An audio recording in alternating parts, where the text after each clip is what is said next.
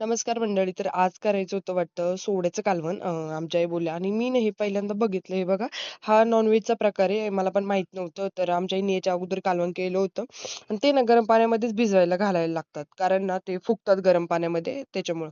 तर मी इथे कांदा वगैरे कापत होते तेव्हा अगस्ती ना मधी झोपेतून उठला. तर मीच पाहिजे होते.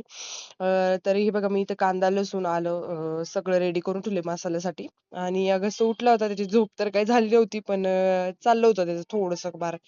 नंतर खोबरं ना किसून वगैरे ना मी मस्त असं एकदम भाजलं होतं जरा ब्राउनिश कलर येईस्तोपर्यंत. नंतर बोलले की आपलं कांदा वगैरे, आलं, लसूण हे सगळं भाजायला टाकूया. तर भाजलं वगैरे मी चांगल्या प्रकारे आणि अगस्ती बोलला, "तू पहिले इकडे ये, मला पहिले टीव्ही लावून दे." तर म्हणलं, "चल बाबा, तुला पहिले टीव्ही लावून देते." तर त्याला ते माशाचं कार्टून आवडतं म्हणून म्हणलं, "तू एका जागी बसला म्हणजे बरं." म्हणून त्याला ते टीव्ही लावून दिली म्हणजे माझी बाकीची कामं ना सगळी उरकतात. आणि ना इकडं आले तर खोबऱ्याचा किस वगैरे करून ठेवला होता आणि मग कांदा पण आपला भाजला होता चांगला म्हणून ना ते कांदा त्याच्यात ऍड केला. आणि मसाला आपला जो होणार आहे तो असा दिसतोय बघा. पाणी वगैरे थोडंच टाकायचं. मी कोथिंबीर सुद्धा टाकलेली आहे त्याच्यामध्ये. कोथिंबीर सुद्धा टाकायची तुम्ही. नंतर कढई चांगली तापली होती. नंतर आहे ना मस्त असं कढीपत्ता, जिरं वगैरे टाकलं आमच्या आईनी आणि हे कालवण आमच्या आईच करणार आहेत. त्याच्यामुळे 2 चमचे मिरची पावडर टाकायची. ही घरगुती आहे आमची मिरची पावडर.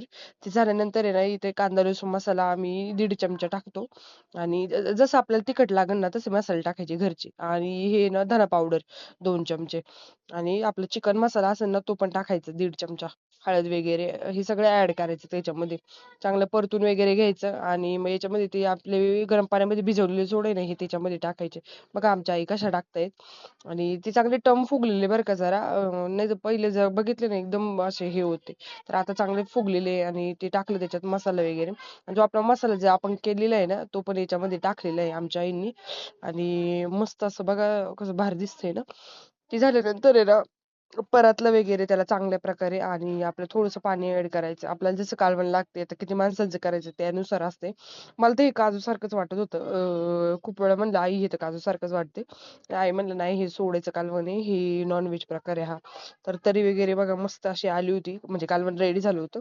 नंतर आमच्या आईंनी मस्त अशा भाकरी करत होत्या. त्यांच्या भाकरी म्हणजे विषयच नाही. कारण ना खूप मोठ्या भाकरी असतात त्यांच्या. प्रत्येक वेळेला असं चपाती असो, भाकरी असो मोठेच असतात त्यांच्या.